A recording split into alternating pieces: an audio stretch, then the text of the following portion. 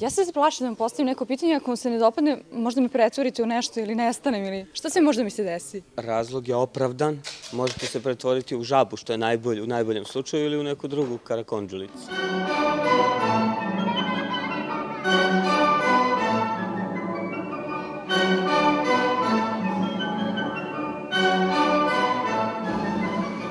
Igor Trifunov je najbolji srpski mađioničar, dobitnik više međunarodnih i domaćih priznanja, među kojima su 2 Grand Prix na balkanskim kongresima mađioničara. Bili smo na njegovoj poslednjoj ovosezonskoj predstavi Igorov magični šou u Domu omladine i pokušali da saznamo tajne nekih trikova, ali on je ostao neumoljiv. Ja u suštini ne otkrivam trikove, ne smem da odajem tajne, jer to je protiv pravila mog zanata, moje profesije. Nego, ako baš neko zapne, pa mi sedimo recimo na plaži, ja ga naučim neki trik s kojim može da zabavlja malo drugare i tako. Znači, inače ove tajne su strogo čuvane. Dobro, ne moraš da imitiraš, nađi svoj stil. Igor je kao dečak voleo da gleda trikove na televiziji, nalazio ih u raznoraznim knjigama ili ih kupovao u radnji sa mađioničarskom opremom.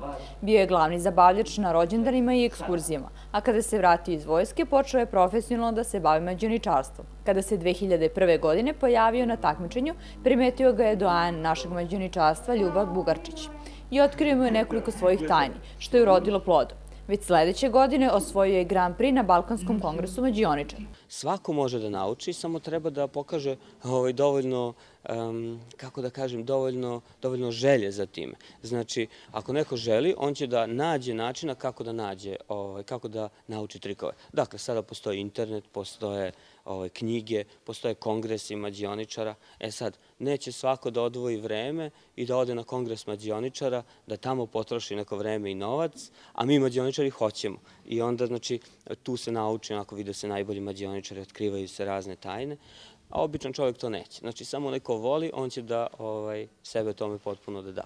Verovatno su vas pitali kako može da se ovaj zanat koristi u osvajanju žena.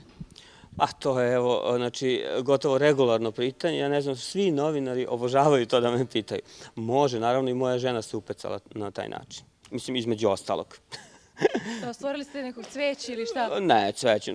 Na fakultetu gde smo studirali, pa sam ja izvodio razne kerefeke, ne bili privukao pažnju. Ona se upecala. Pa dajte, recite nam nešto. Šta? Pa neki trik koji da izvedu momci ili da vas angažuju. Bolje budite ovde na predstavi i onda ćete da vidjet ćete onako prave trikove. Magija ne treba da se priča, treba da se gleda i da se uživa u tome. Neki trikovi ostali su magija čak i za Igora Trifunova. Njih je izveo David Copperfield. Moram priznati, taj trik koji on izvodio, a ja bio na sceni, to je sasvim slučajno bilo, jer je tražio da dođe volonteri iz publike i onda je palo baš na mene taj frizbi koji je on bacio i na još nekolicinu ljudi.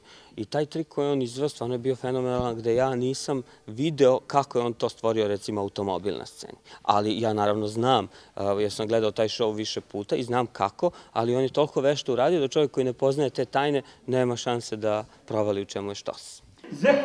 Pa otkud ti čoveče, zar nisi ti na godišnjem odmoru? Gde? Na godišnjem odmoru? Pa da. Jaj, umesto na more, ti si me poslao na severni pol! Pa ne prođe dan da mi neko ne kaže ajde da me naučiš neki trik, ili bar dvojica, trojica ili dvoje, troje ljudi mi kažu ajde molim te od 100 evra da mi napraviš 1000 evra. Ja, ponela sam i ja 100 evra, da? Može, pa morat ćete ubaciti u moj šešir i daću sve od sebe. Taj šešir, da? Ne, ovo je specijalni mađioničarski šešir, a daću vam jedan običan. Privatni. Da, za nestanak love. Da.